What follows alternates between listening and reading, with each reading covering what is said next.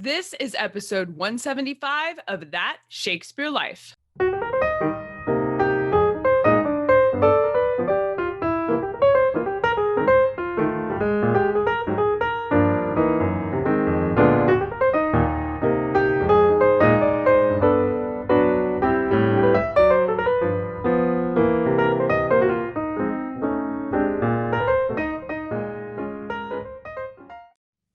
In 1603, as King James VI became King James I of England following the death of Elizabeth I, one of the people James tapped to walk in his coronation parade as a newly minted member of the King's Men was William Shakespeare. The entire Lord Chamberlain's men playing company had received the official patronage of James I and became the King's Men. The new titles and status brought big changes for the performances of plays, the subject matter being selected for what they were going to write about, and gave William Shakespeare the position in society he had long sought after. Our guest this week, Lucy Munro, is here to share her research into the King's Men and what the shift from Elizabethan into Jacobean England brought about for William Shakespeare. Lucy Munro is professor of Shakespeare and early modern literature at King's College London. She teaches, researches, and writes on the plays and poetry of Shakespeare and his contemporaries, along with theater history, histories of gender, and childhood. She's written many publications on the history of William Shakespeare, but the one she joins us to talk about today is Shakespeare in Theatre, The King's Men, published in 2020. Visit the show notes for today's episode to find a complete list of Lucy's research items, her books, and where you can learn more about her and learn tons about William Shakespeare, all packed into the show notes for today's episode. Hello, Lucy. Welcome to the show. Hi, it's really good to be here. Did William Shakespeare himself walk in the coronation parade for James I? So we don't know quite what Shakespeare's role in the coronation celebrations was. It was a slightly weird event. So James I came to the throne in March 1603 when Elizabeth I died, but this will sound familiar. There was a pandemic at the time. There was a huge outbreak of plague in England that particularly affected London. And so James's coronation was postponed for nearly a year. And he didn't make his ceremonial entry into London. He didn't have his coronation until the 15th of March, 1604. So as I said, nearly a year later. And this meant that by the time of the coronation, the patronage of the playing companies had been thoroughly overhauled. So the Chamberlain's men had become the King's Men, the Admiral's men had become Prince Henry's men, and Worcester's men had become Queen Anne's men. And I think it might have been partly as a result of this that among the group of, over 1,000 royal servants are the King's Men, Prince Henry's men, and Queen Anne's men. So included as part of the households of these members of the royal family. And 9 of the King's Men, 9 of Prince Henry's men, and 10 of Queen Anne's men are issued with 4.5 yards of red cloth. And for people who work in metric systems, that's just over 4 meters of red cloth. This was what was given to the slightly lower status royal servants. The higher status royal servants were given scarlet cloth. So again, 4.5 yards. And the idea is that this would be used to make livery. So to make clothing that kind of marked you out as being a royal servant.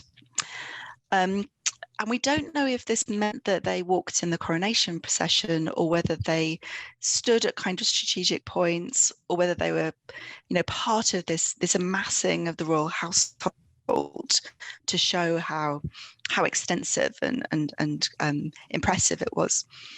I was looking over the list of payments earlier, and it's noticeable that the king's players, and it says players in big letters in the margin, appear after the messengers, the Master of the Hounds, and the Royal Falconers. So it's possible that the players weren't that prominent and probably weren't that close to the king. I think the King's Men would have been probably closest to the king when they performed for him. Was that all there was to officially patronizing the Lord Chamberlain's men and creating the King's Men, was for the king to just declare, these are my playing company now? Or was there some other ceremony to induct them into the king's service? So what they're effectively issued with is a kind of paper declaration, or a sort of parchment declaration in the shape of royal patent. And this is something they can take a copy of it with them when they travel.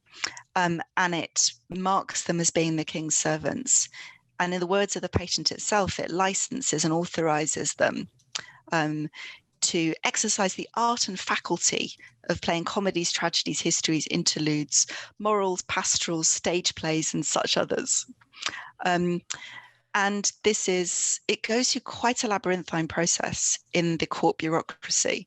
So there seems to be an initial request from the king's men to be made into the king's men, to be given royal patronage. And then it kind of moves through various processes, going through the signet office and various other offices, being signed off at each stage until the patent itself is finally issued. And the king's men actually paid to have it entered into the patent roll. So we can actually trace it through almost all of the stages it went through. But as far as we know, there's no actual ceremony. He doesn't actually say at some point, you are now the king's men. It's more this piece of bureaucracy, really, that gives the company a piece of paper or a piece of parchment that they can wave around and say, we're royal servants, you should let us perform here. William Shakespeare was the lead dramatist in The King's Men, but did that position establish him as the point of contact for the company under James I? If James I wanted to give orders to the King's Men or request a particular play, provide feedback and things like that, did he have to talk to William Shakespeare, or was it someone else? Seems to be somebody else most of the time. So Shakespeare's does appear in the court records. So he's alongside Richard Burbage and William Kemp as the payee for a set of court performances in the Christmas season of 1594 to 95. But this is the only time when he appears in that kind of capacity. The regular liaison person from the mid-1590s onwards is John Hemmings, and he seems to hold that role right the way through until the early 1630s when he dies. And he's sometimes referred to by scholars as being the kind of business manager of the King's Men.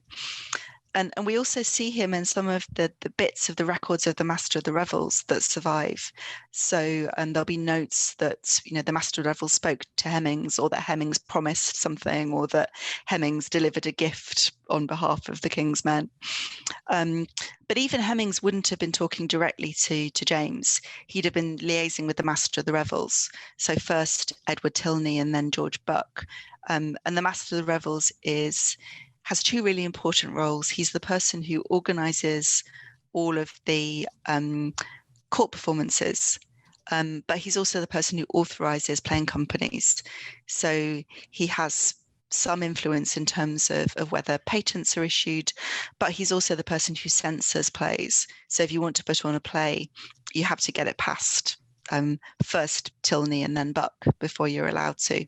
And a couple of manuscripts survive with the Master of the Revels license on them, although sadly not any plays by Shakespeare. Did Shakespeare's playing company, now the King's Men, continue staging performances at the Globe or other performance venues around England, or were they exclusively doing court performances once they were patronized? They carried on performing at the Globe and the Blackfriars and other venues when they were on tour. And actually, most of their income would have come from these public performances. They seem usually to have got £10 for each court performance. And this is quite a substantial sum. But we can compare it with a bit of what we know about the takings from playhouses. So sadly, we don't have, a kind of account book for any of the playhouses that tells us precisely what the overall profits were for particular performances. But we do know what cut Philip Henslow, who ran the Rose Playhouse, was making at certain points in the 1590s and early 1600s. So, for instance, we know that for a performance of a play that's probably one of Shakespeare's Henry VI plays in 1592 at the Globe, Henslow gets £3, 16 shillings and 8p. And that's only a portion of what was made that day at the performance as a whole. So the sums they're making in the playhouses are pretty substantial. But there is a point when the King's men are more dependent on court performances and royal patronage, and that is during plague times when the playhouses are closed. And we have records of James and later King Charles giving money to the king's men to support them, a form of furlough payment in some ways, during the times when the playhouses are closed, officially to enable them to rehearse and to prepare for court performances. So there are points in particularly in the early 1600s where the king's men would have been much more dependent on those court performances for their income. Lucy writes that Shakespeare wrote several of his plays with the king's men in mind. Lucy, how was this perspective different now that the king's men were officially patronized by the king? Had Shakespeare not always been writing his specific playing company as the intended performance group? Absolutely, yes. And I think a playwright like Shakespeare, who was an actor as well as a playwright, is particularly embedded, amongst the people who are performing his plays. And up until at least the early 1600s was probably taking a number of roles in them himself. I think what happens in 1603 is that there's a shift in the composition of the company. So writing for the king's men is slightly different than writing from the Chamberlain's men, just because you've got a different set of actors that you're writing for. And it's not just that particular boy actors had graduated from female roles. It's that there's a couple of deaths of important performers among the king's men. So Thomas Pope in 1603, William Kemp seems to have left a few years before that. And a really important change in 1603 is that an actor called John Lowen becomes part of the company. And he seems to be the first actor to play Iago. He is the first actor to play Bossola in The Duchess of Malfi. Seems to have been this incredibly powerful actor with a very imposing kind of stage presence. And there are ways in which Shakespeare's writing may well be shifting to accommodate having an actor like Lowen that he can write for. And Lowen probably took on some of the roles of Thomas Pope, who died in 1603, but would have been, or seems to have been, a different kind of performer. Lucy writes that the king's men were the first group to revive his plays and the first to have them revised either by Shakespeare himself or by other dramatists after his retirement, end quote. Lucy, what examples do we have of the king's men revising Shakespeare's works? And are there significant changes that might have been aimed at James specifically? So there are a couple of plays that aren't printed until 1623. They're not printed until the first folio edition, but which seem to have had revisions along the way, quite probably post-dating Shakespeare's death. So the most famous of these is Macbeth, which seems to be revised by Thomas Middleton in the mid-1610s, probably around 1615. And one of the things that Middleton does is he amplifies the role of the witches in the play, which is an aspect of Macbeth that does seem to be calculated to appeal to James himself. And James's attitudes to witchcraft actually seem to shift kind of over his lifetime. Probably not surprisingly, he seems to be more credulous at certain points than others. By the 16 teens, he seems to be involved in actually kind of inquiring about witchcraft cases. And actually where he seems to be most credulous is when he thinks that the witchcraft is affecting him personally. So he's very exercised in the 1590s by the accusations of witchcraft around his marriage to Anne of Denmark, for instance. But one of the things that Middleton does, or seems to do in Macbeth, is to insert some extra witch scenes and to bring in Hecate, and to bring in some extra song, and just to kind of revamp the play a bit for the mid-16 teens in ways that also wouldn't have hurt it in terms of getting it further court performances. Another play that seems to be revised is Measure for Measure, and that's probably in the early 1620s. There's quite a powerful theory that the original play had an Italian setting and that it's relocated to Vienna in the early 1620s, near the start of the 30 Years' War, when Vienna is a much more resonant location than it would have been 20 years earlier. Shakespeare died about halfway through the tenure of the King's Men, passing away in 1616, about 9 years before the death of James I in 1625. Lucy, would Shakespeare have been personally involved in some of the revisions to his work, or did all of them happen posthumously? We think that a number of them happened during his life. It's difficult to pin down precisely the dates of revisions, but the nature of the revisions to plays like King Lear, Othello, Hamlet suggest quite strongly that Shakespeare was involved in them. And King Lear particularly, there have been attempts to pin down the point at which the revisions might have taken place. And there's aspects of the folio version of King Lear which seem to be in dialogue with the run of tragicomic plays, sometimes known as romances, that Shakespeare's writing from about 1609 onwards. So it's sometimes thought that King Lear was revised at that point in time around 1610, 1611 by Shakespeare himself. And the arguments kind of go in different directions. So I think people who approve of certain changes are more likely to say that they're by Shakespeare. People who disapprove of certain changes are more likely to say, well, these can't have been by Shakespeare. So Sure. An example of that. Exactly, yeah. An example of this might be the fact that the How Will Occasions soliloquy in Hamlet doesn't appear in the folio version.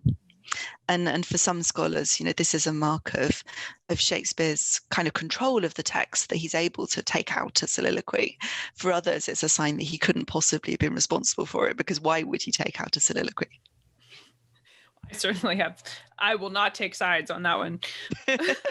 What political pressures were in place under James that might not have been there under Elizabeth to motivate making these revisions?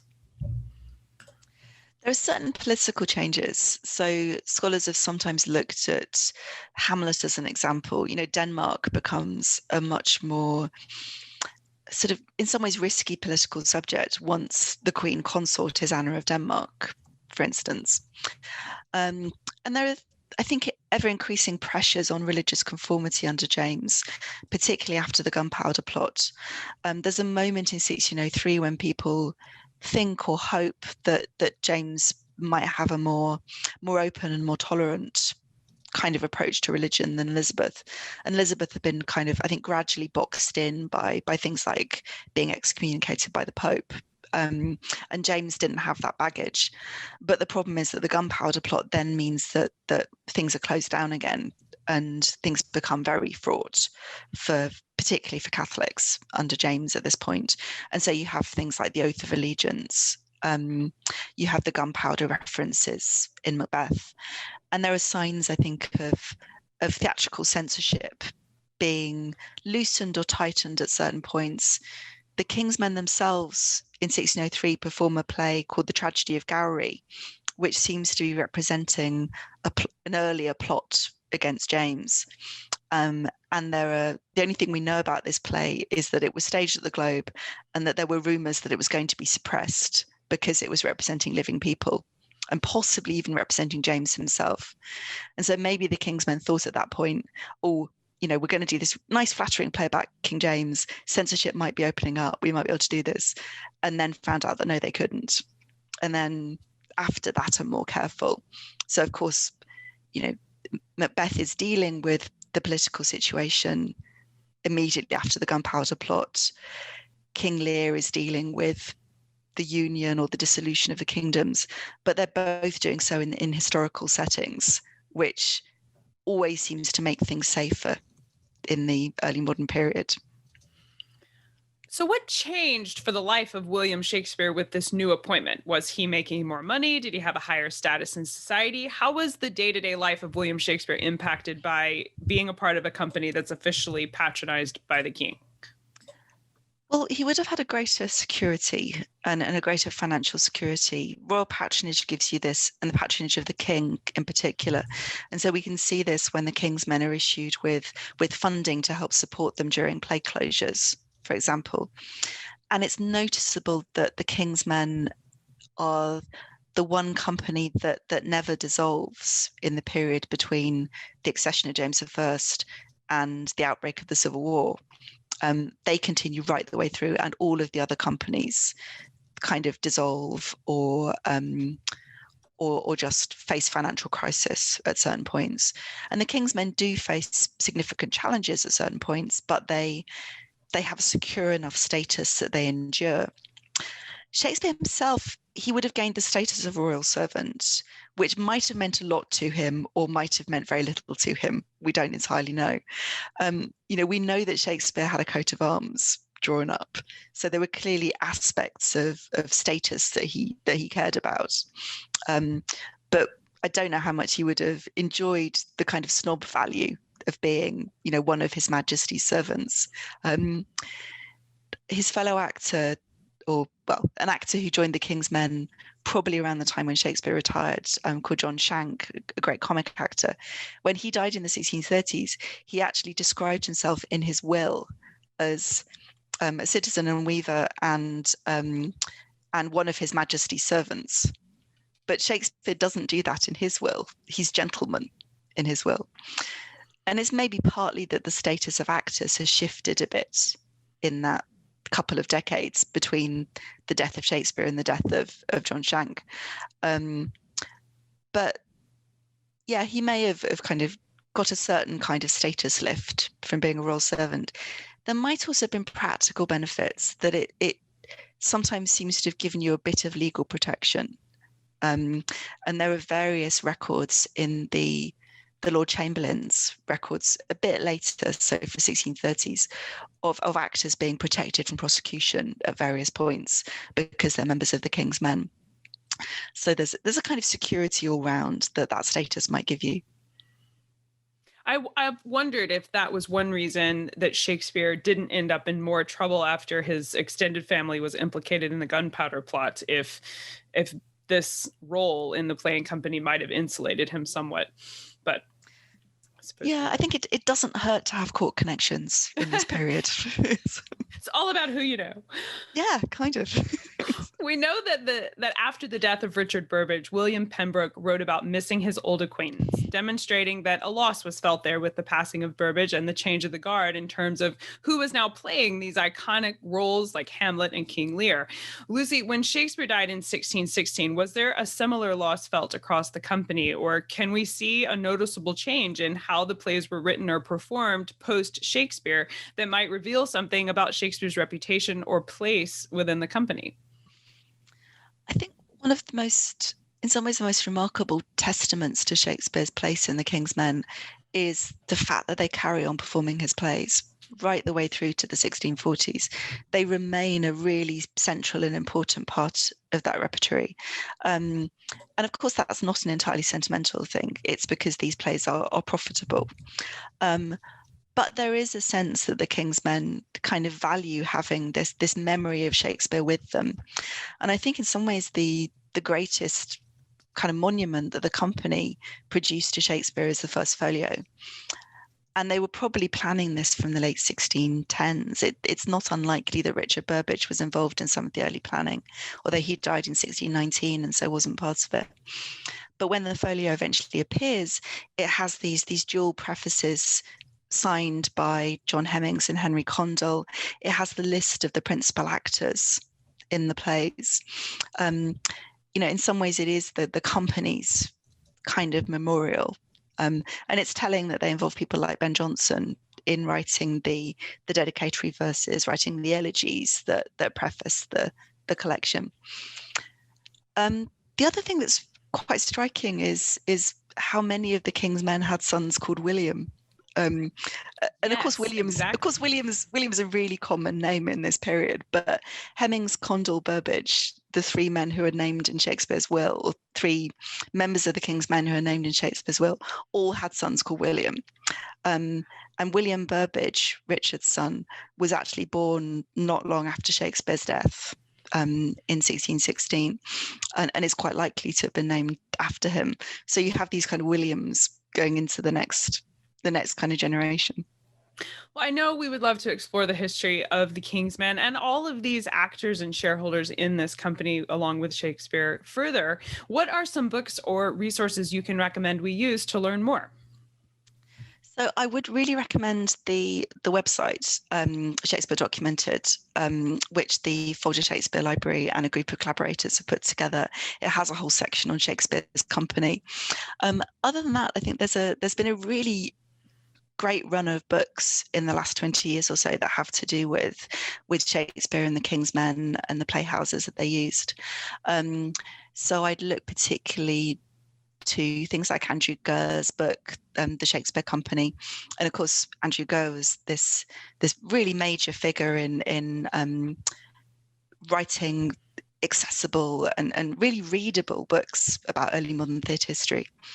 There's also a book by Bart Van Es, Shakespeare and Company. There's a recent book by Richard Dutton on the history of sort of Shakespeare's involvement with the theatre industry, which is a brilliant overview and has lovely kind of insight kind of points where he digs into sort of issues in general. I mean, like who were the gatherers at playhouses, who took the money, and these kinds of questions.